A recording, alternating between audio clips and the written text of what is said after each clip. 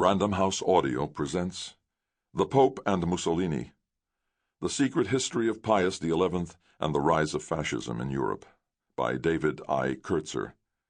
Read for you by Stefan Rudnicki. For the three bears, Sam, Jack, and Charlie, nipotini straordinari, from their Zaida. Prologue. Rome, 1939. Ailing, elderly, and having barely survived circulatory failure the previous year, Pope Pius XI begged God to grant him a few more days. He sat at his desk in his third-floor Vatican office in his white robe, a cane resting against the wall nearby. The rusted compass and barometer from his climbs to Italy's highest alpine peaks lay on one side, a reminder of days long past. An old tuning fork remained in a drawer. It had been years since he had last taken it out. Proud of his singing voice and eager that his sense of pitch not desert him, he had practiced when he could, but only when he was sure no one was listening. Now, knowing the end was near, he went through each drawer, making sure his papers were in order. For years the Pope had enjoyed good health, and observers had marveled at his punishing schedule.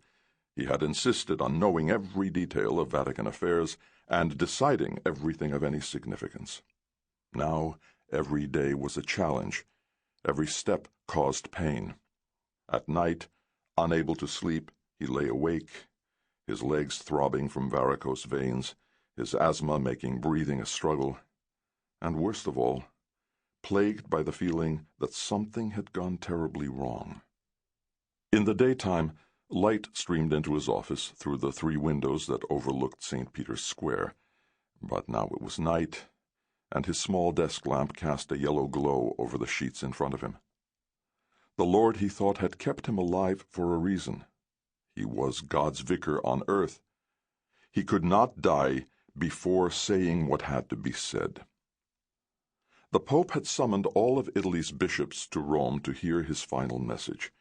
The gathering was to be held in a week and a half in St. Peter's Basilica on February 11, 1939.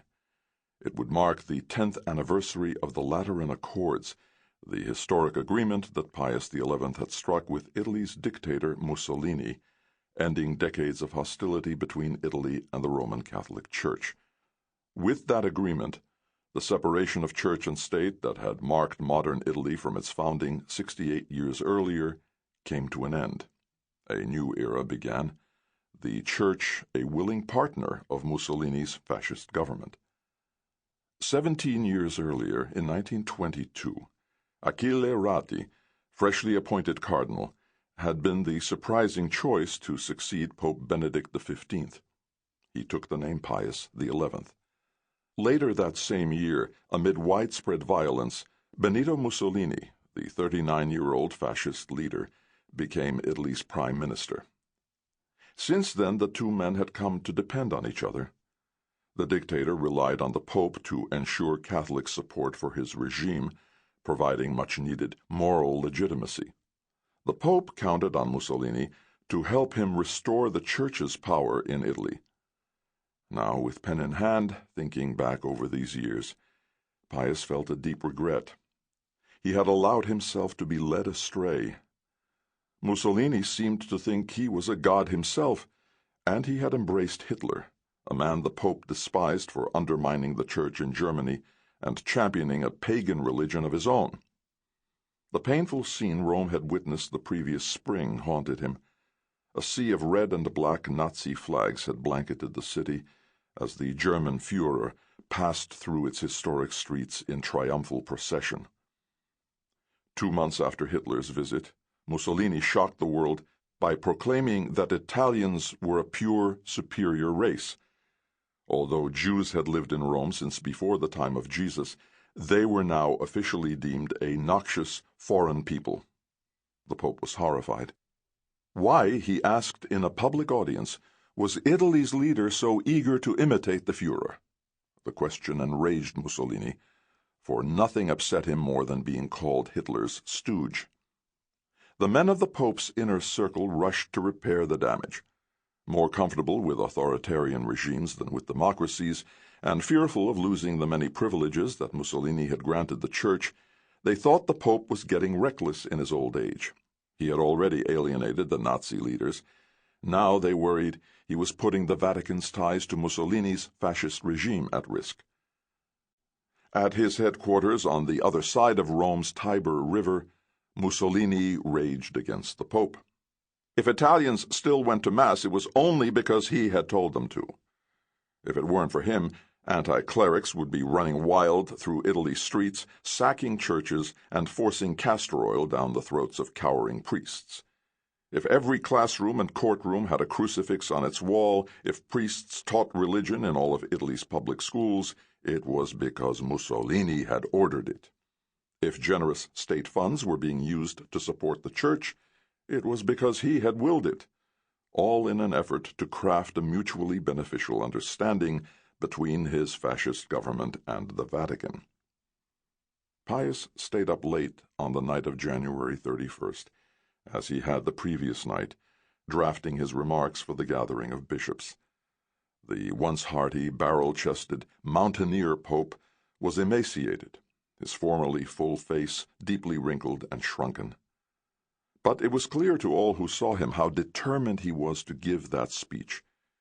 He did not want to die before warning the bishops that fascist spies were everywhere, including the halls of the Church. It would be his last chance to denounce Mussolini's embrace of Nazi racism. In the week remaining before the speech, however, the Pope's remaining reserve of strength began to fail him. Unable to stand, he took to bed. Cardinal Eugenio Pacelli, who as Secretary of State was second in command at the Vatican, begged him to postpone the gathering. The Pope would not hear of it, and ordered the Vatican daily newspaper to report that he was in good health. On February 8th, worried that he might not be strong enough to give the speech in 3 days' time, he ordered the Vatican printing office to make a copy of it for each bishop. The following night his condition worsened, and in the early morning hours of February 10th, his breathing became more labored. Attendants, careful not to disturb the white skullcap on his head, fastened an oxygen mask over his mouth. At 4 a.m. they roused Cardinal Pacelli. The cardinal rushed to the Pope's bedside, then fell to his knees to pray, his eyes reddened with tears. Lying on his simple iron bed, rapidly fading, Pius XI soon took his last feeble breath. God had not granted his final request. The bishops would see him next not in St. Peter's Basilica, but in the nearby Sistine Chapel, where on the afternoon of February 10th his ruined body was placed on a raised platform. To those who had known him in his prime, he was barely recognizable. It was as if someone else lay there, under Michelangelo's frescoed ceiling, wearing the Pope's white silk cassock and red ermine-lined cap. Across the Tiber, Mussolini greeted news of the Pope's death with a grunt of relief, eager that the papal wake not interfere with his next coupling with Clara Petacci, his green-eyed young mistress. But one last concern remained. Over the years he had put in place an extensive network of spies in the Vatican and read their reports eagerly. In recent days they had warned him that the Pope planned to give an inflammatory anniversary speech denouncing Mussolini's anti-Semitic campaign and his ever-tightening ties to the German Führer. If the text got out now, he worried, it might yet do damage, a prophetic papal plea from the grave. There was one man, thought the dictator, in a position to help. He contacted Cardinal Pacelli, who in his role as Chamberlain was now in charge of everything Pius had left behind, including the handwritten pages piled on his desk and the stacks of freshly printed booklets ready for distribution to the bishops. Mussolini wanted all copies of the speech destroyed. He had reason to think that Pacelli would oblige him. Hailing from a prominent Roman family closely linked to popes for generations, Pacelli had for the last months lived in fear that the Pope would antagonize Mussolini. Too much, he thought, was at stake. Yes, he owed a great deal to the Pope who had made him Secretary of State and had promoted him in so many ways, but he felt Sample complete. Ready to continue?